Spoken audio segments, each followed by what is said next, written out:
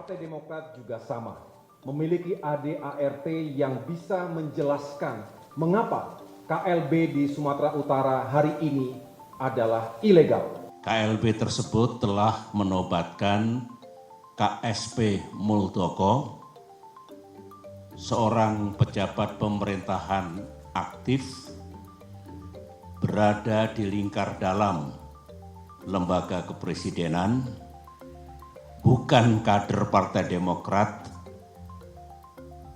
alias pihak eksternal partai,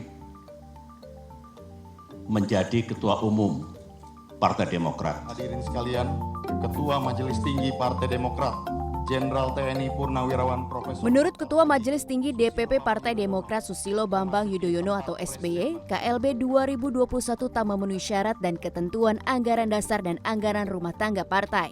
SBY menyebut setidaknya ada 3 poin yang tak ada dalam penyelenggaraan KLB 2021. Poin pertama dalam AD/ART partai, pasal 81 ayat 4 mengatur KLB dilakukan atas permintaan Majelis Tinggi Partai.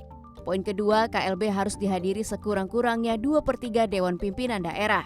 Ketiga, KLB hanya dapat diselenggarakan jika setengah dari total 514 DPC yang hadir. Atas dasar itu, Ketua Majelis Tinggi Partai dan Ketua Umum Partai berlambang Mersi ini kompak. KLB 2021 di Deli Serdang tak sah.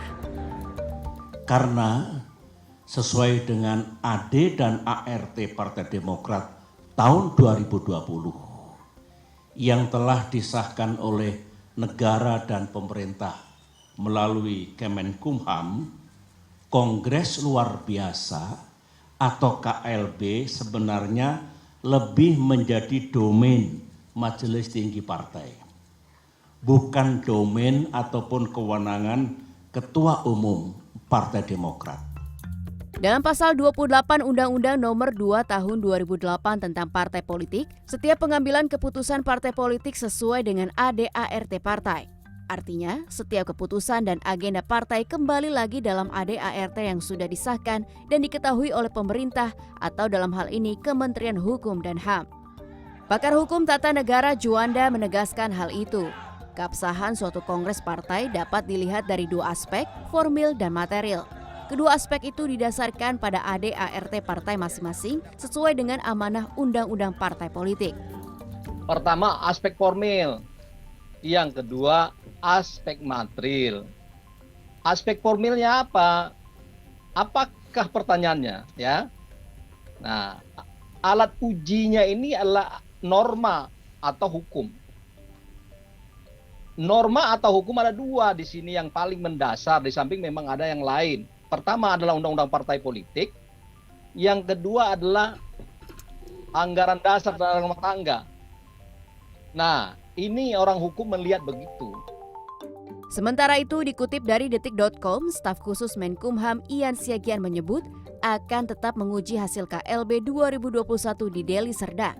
Kemenkumham memastikan akan mengkaji betul hasil KLB sesuai Undang-Undang Partai Politik. Pengamat politik dari Universitas Al-Azhar Ujang Komarudin pun mengingatkan Kemenkumham agar berhati-hati dalam mengkaji hasil KLB Demokrat 2021. Kemenkumham sebagai pemerintah ya, sebagai mewakili pemerintah atau katakanlah mewakili negara, harusnya bertindak yang adil terhadap partai politik. Ya, kita tahu sejarahnya Kemenkumham banyak berlaku tidak adil gitu.